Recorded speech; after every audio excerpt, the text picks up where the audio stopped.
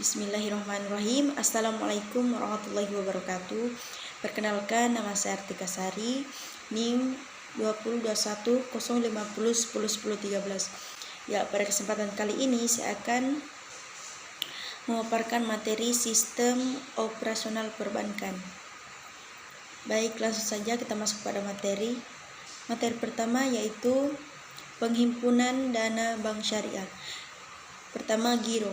Giro merupakan produk pendanaan bank syariah berupa simpanan dari nasabah dalam bentuk rekening giro untuk keamanan dan kemudahan pemakainya. Kedua, deposito. Deposito merupakan dana investasi yang ditempatkan oleh nasabah yang tidak bertentangan dengan prinsip syariah dan penerimanya hanya dapat dilakukan pada waktu tertentu sesuai dengan akad perjanjian yang dilakukan antara bank dan nasabah investasi.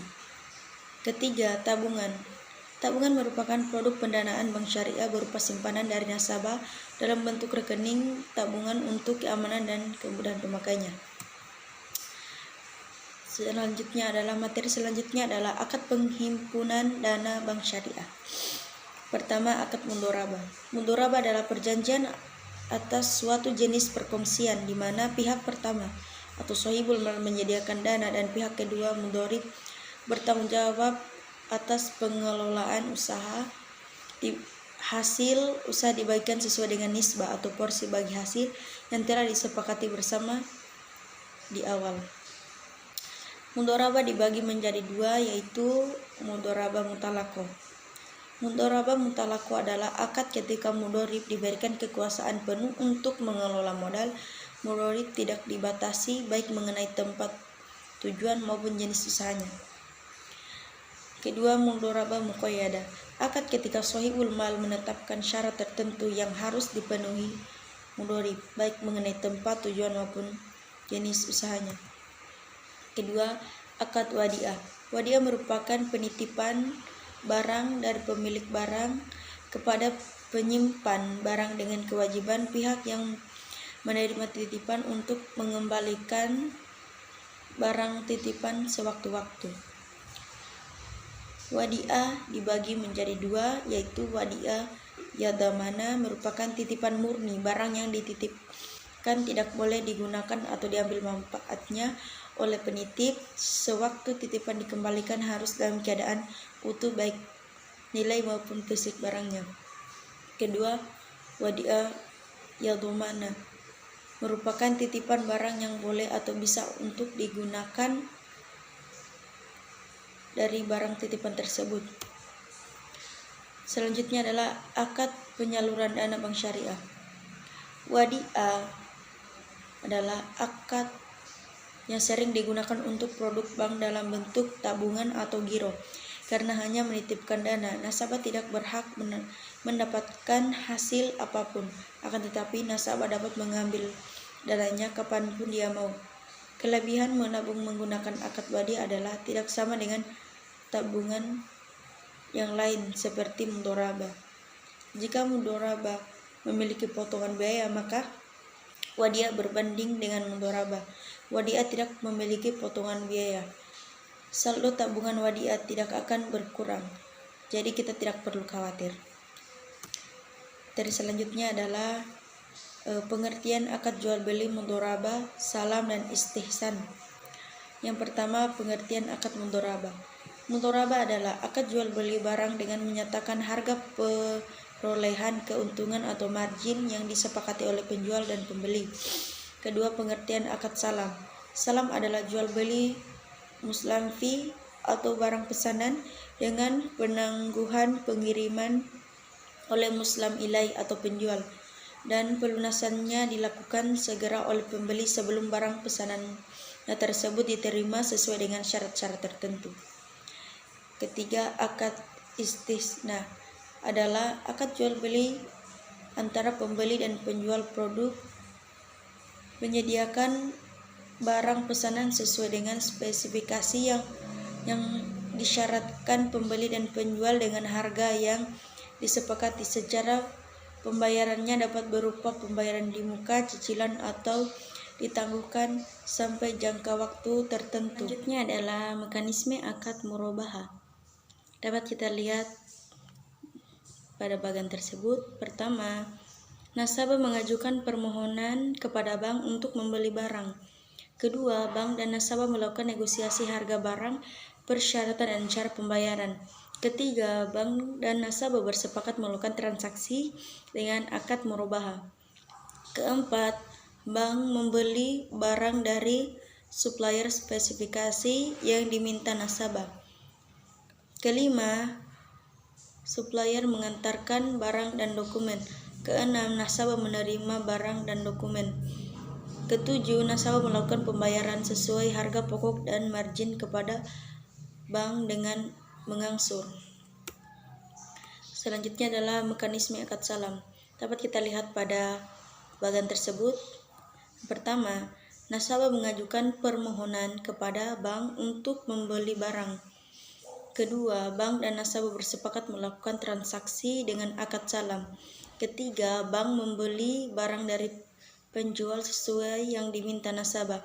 Keempat, nasabah melakukan pembayaran sebesar harga pokok dan margin kepada bank dengan mengangsur. Selanjutnya itu mekanisme akad istisna. Dapat kita lihat pada bagian tersebut. Pertama, nasabah mengajukan permohonan kepada bank untuk membeli barang. Kedua, bank dan nasabah melakukan negosiasi harga barang, persyaratan dan cara pembayaran. Ketiga, bank dan nasabah sepakat melakukan transaksi menggunakan akad istisna. Keempat, nasabah melakukan pembayaran sesuai harga pokok dan margin kepada bank untuk mengangsur. Materi selanjutnya adalah kerjasama antara mudharabah dan musyarakah. Pertama, mudharabah. Mudharabah adalah pembiayaan berupa transaksi penanaman modal dari bank kepada nasabah selaku pengelola dana untuk melakukan suatu kegiatan usaha dengan pembagian hasil usaha ditentukan berdasarkan nisbah atau bagi hasil yang telah ditentukan sebelumnya. Selanjutnya musyarakah.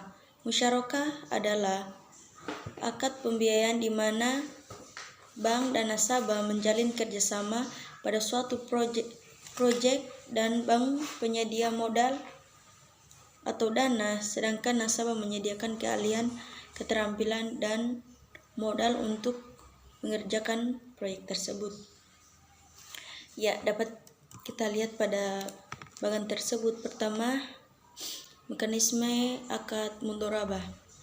Seorang nasabah atau bank yang memiliki kesepakatan mengenai proses kerjasama di mana pada bagian ini menjelaskan yang menyediakan modal pada nasabah yang menyediakan modal, sedangkan nasabah menyediakan skill atau keahlian untuk mengerjakan usaha tersebut. Bagian kedua atau musyarakah. Musyarakah menggunakan sistem bagi hasil kepada bank bukan saja sebagai penyedia modal, namun membiayai investasi pihak lain. Maksudnya adalah menginvestasi pada perusahaan yang sudah ada. Materi selanjutnya adalah ijarah. Ijarah dan ijarah muntayabit tamlik. Definisi ijarah dan muntayabit tamlik. Pertama, ijarah merupakan akad sewa menyewa antara mujir, objek sewa, dan mustajir, penyewa, untuk mendapatkan imbalan atas barang yang disewakan. Ijarah muntayabit tamlik adalah akad sewa menyewa antara pemilik objek sewa dan penyewa untuk mendapatkan imbalan atas objek sewa yang disewakan dengan opsi perpindahan hak milik objek pada saat tertentu sesuai dengan akad sewa. Selanjutnya adalah fungsi jasa dan layanan.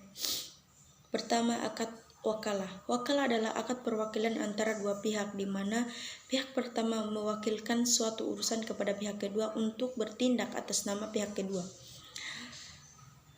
Selanjutnya, akad hawalah.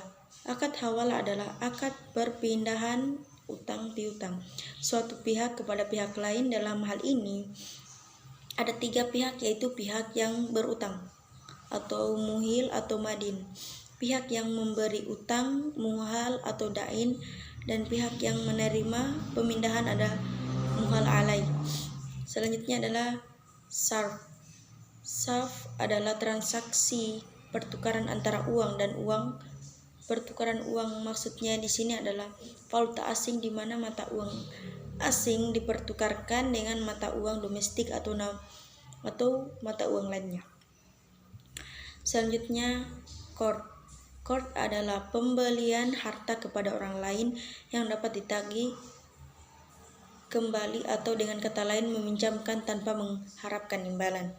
Selanjutnya, kafalah. Kafalah adalah menjadikan seorang penjamin itu bertanggung jawab atas tanggung jawab seorang dalam pelunasan utang.